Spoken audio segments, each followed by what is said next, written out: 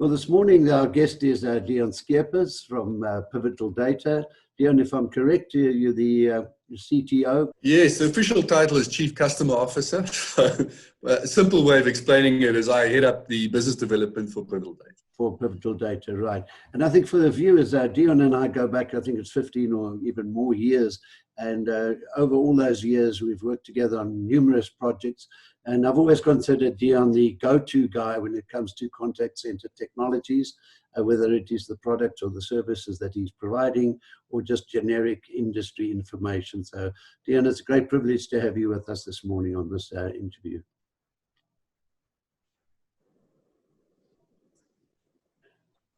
Oh, it's my privilege, Rod. Thank you very much for inviting me. I really appreciate it. Right, just to kick off, so the focus here is lessons from the lockdown, and based on the discussion that you and I had earlier in the week, you've had hands-on experience, particularly over the last 3 to 4 weeks with COVID, in engaging with your clients, with your customers, and this massive migration into the remote or work from home environment. And today I'd really like, if possible, if you can share with us what you've learned through this exercise that may be of value to other viewers and other operators in our environment. So really a high-level overview of the types of products and services that you have been providing and the impact over the last 4 weeks. Over to you. Thanks, Rod. Yes, well, certainly, I guess the most pressing, or the first thing that we realized when specifically the lockdown was announced, was that our customers, which is mainly contact center, I mean, Pivotal Data specializing in customer experience and contact center solutions. And we are proud to have some of the best and the blue chip and the most contact centers in South Africa with regards to enterprise guys, from covering all industries, financial, banking, retail. We've got some of the best brands in the marketplace.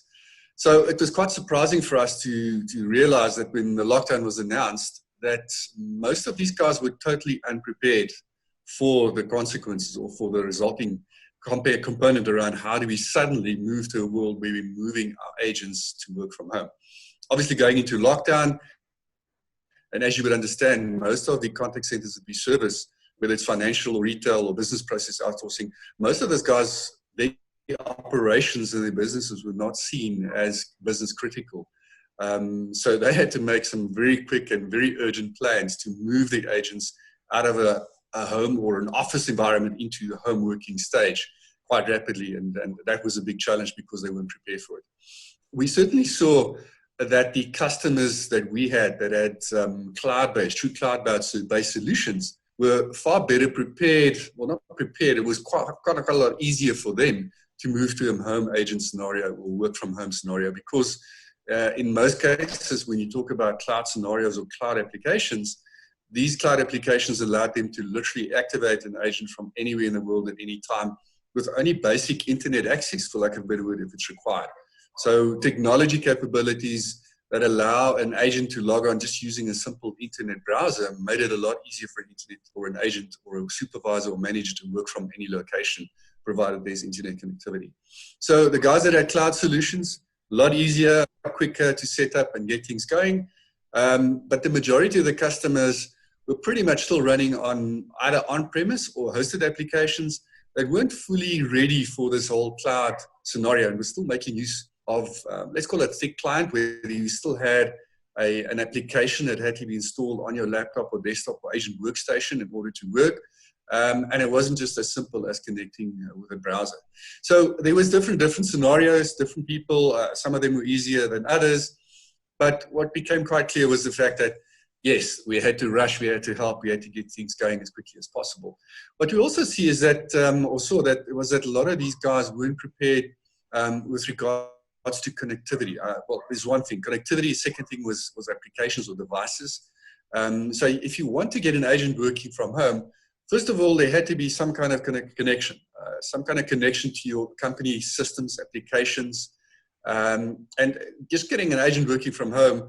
What a lot of people forget to realize was that most people don't have fiber or Wi-Fi from home. So you had to now set up these agents, first of all, to have some kind of connection to your network, whether it was internet-based or VPN-based, and we'll get to that discussion later on.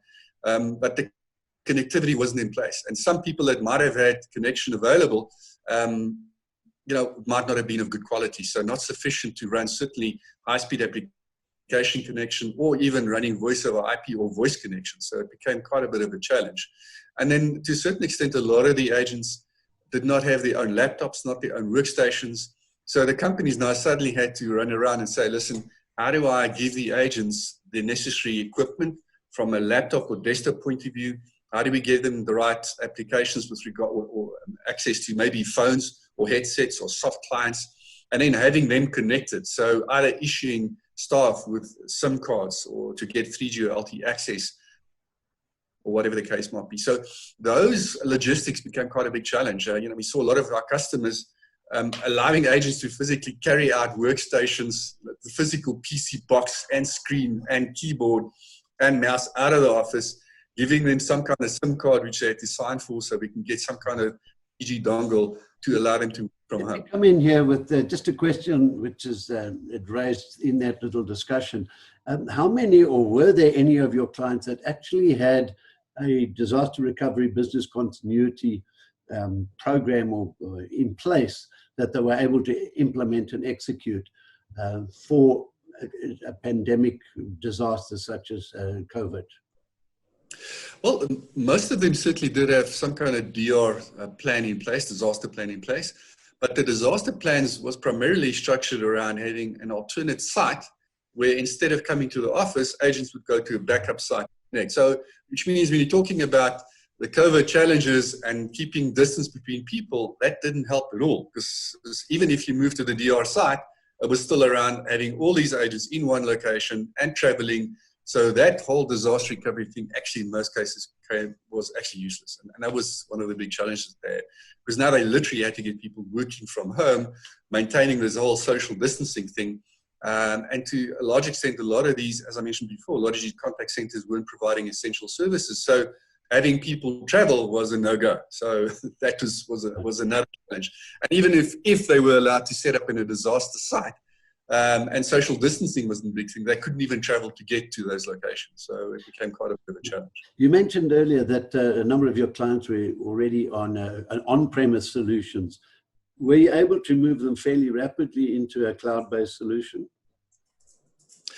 Yes. So there was two scenarios. So in the first case, so Pivotal and some of our partners like Genesis, in this sort of COVID period, we had a bunch of what we call rapid response programs running, where we said to customers, listen, if you've got challenges with regards to your on-premise systems and they maybe don't allow us to deploy a quick web browser kind of thin client application to home, we certainly allowed them or empowered them to giving them free licenses, access to free licenses, and setting them up on a cloud-based solution. And in most of those cases, we could get them up literally within 48, maybe 2 to 3 days on cloud-based solutions that lend themselves far more easier to working from home and using browser access to those environments. So we were privileged. We have got hosted applications and cloud applications that could do that. Our partners like Genesis had applications that could do that. So that was quite an easy thing to set up. What we then had to think of, and a lot of these guys have got, as you can imagine, contact centers are working in an environment where security access, secure access to applications, secure access and protection of customer information, whether it's GDPR, whether it's POPI, whether it's PCI compliance. In a lot of cases, those things became the next challenge as well. So in many cases, those customers had to now look at how do you not only empower the agent to work from home, but in many cases, just connecting via internet and not having connection via virtual private networks where you could control or secure access, making sure that there's authentication, making sure that the agents that are logging on are accessing the system in a secure environment, and that you don't open the door for people to hack, for all kinds of things to take place. Making sure that the actual workstations or devices they use to connect are protected through various applications, and making sure that malware and phishing and all kinds of security risk with hacking is being protected. It becomes it's just not about just connecting the agents, but now you need to look at how do you secure the data, the customer data, how do you protect security? Because you can imagine agents working from home, they're going to be surfing the internet, they're going to be doing things maybe that they shouldn't be doing. And if the devices and the connectivity is not secure, it's not protected, it could open up the whole organization for a whole bunch of security risks, which could disrupt the entire business. I mean, if a certain virus or a malware attack or whatever gets into the organization, it could disrupt the business completely and even prevent people from working from home. So yes, we've got applications, we've got systems, we had access to software and the capability to allow a lot of our customers to do that. But it went beyond just being able to connect via internet. It went to the level of saying, okay, but virtual private networks might be a key thing. How do you make sure customer data is protected? And that became a big driver for us. Deon, we're now going into the next phase of lockdown. But if we look beyond that, I know it's almost impossible to predict into the crystal ball of the future. But what is your view of the future? Do you see everybody migrating back into the fixed bricks and mortar contact centers, or do you see the model that I think many of us have been promoting for many years of the remote agent, work from home agent? Do you see the migration back into the call center or a hybrid? Be interested in your views on that. Look, Rod, looking into that crystal ball, I can certainly say that everybody's talking about the new normal and what the new normal will look like. And I can certainly agree with you. You mentioned earlier on, we've been in this business for quite some time, and we've been talking about home agent working and getting agents working from remote locations. And we've been talking about digital transformation and all these fancy technology stuff that's out in the marketplace. And even though we knew that working from home was possible and technology was no longer a limitation in that environment, and certainly the digital disruption and the way that companies started adopting digital with regards to digital channels and not just working in voice, those things have been around and available and enabled for quite some time. We've certainly seen two things. People are now forced to work from home and seeing that technology allows for that and can allow for that with limited disruption. And we're certainly seeing that a lot of these contact centers are now adopting digital, whether it's through digital for just Teams meetings or collaboration through Teams or Skype or Zoom or whatever the case might be. But we're certainly seeing a lot of these contact centers adopt digital channels like social media or WhatsApp, email, chat, web chat, and email certainly has exploded in those environments. So it's silly to say, but those digital transformation strategies have been forced into play. And that has happened because of this COVID thing. And to answer your question, I certainly don't see the contact centers, even in South Africa, suddenly when lockdown changes to reverting back to the normal cases. I think they will look at their business cases and their business model and realize that there's a very good business case, a financial business case, to allow remote working and having agents working from home.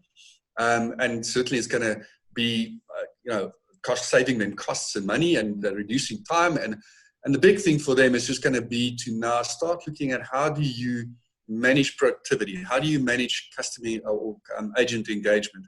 How do you monitor, do QA? So I think it's more of an operational issue now. They've realized it's not a technology limitation. They can work from home, but you now need to keep them engaged. You need to monitor them. You need to be able to control them. Managing, coaching, training, all of those things become a key thing. But the tools are there, whether it's Teams, whether it's Skype, whether it's Zoom, those collaboration tools are there to help with those processes. But I can certainly not see them reverting back to a world where everybody now needs to come to the office. They will gradually move to a world where they're saying, okay, let's maybe get back, but then start activating plans to see how we can move a lot of these agents into a remote working environment. Great. Deon, as we go for wrap on this one, can you maybe pick out 2 or 3 tips or hints or guidelines for anybody who is in an on-premise situation, who's being forced now to relook at relocating agents? Just 2 or 3 pointers that might help people with their strategic planning.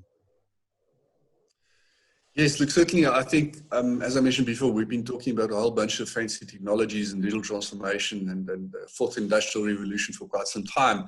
And part of that technologies discussion has certainly been cloud and the adoption of cloud and cloud technology, cloud communication. So we've certainly now seen, and a big tip is, if you need to go seriously start looking at working from home as a more permanent solution, as you're going to have to start seriously looking at cloud technology, adopting a cloud methodology within your organization, because that technology is ideal and it's been designed and structured exactly for that kind of purpose, being able to connect at any time, at any in any case, using any kind of channel, any kind of media type, and being able to literally replicate everything that you had in your on-premise site into a remote location. So cloud is key, and certainly we're starting to see now that the adoption or the way that technology is evolving to allow for broadband access, the fact that we're now moving from plain 3G, which might have been a limitation at this point in time for home agents, the concept of 5G and these high-speed networks being rolled out in South Africa means that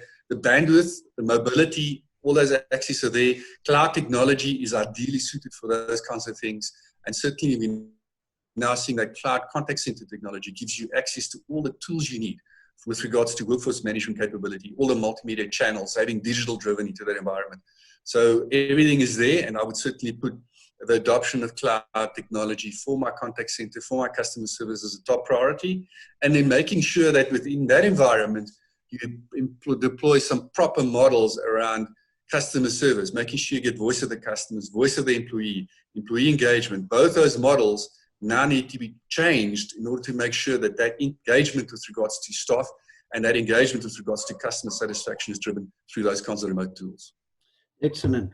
Deon, thank you very much for sharing time, particularly here over the weekend with us, and we'll be sharing this information with the industry going forward, and hopefully some of the tips and hints that you've managed to share with us will actually assist operators to plan their rollout into this virtual world. So Deon, thank you very much. I really appreciate the time you spent with us. Right, again, yes, thank you very much for inviting me for this conference call. And yes, good luck out there for everybody, all the customers out there, everybody in lockdown. Good luck, stay safe. Thank you very much.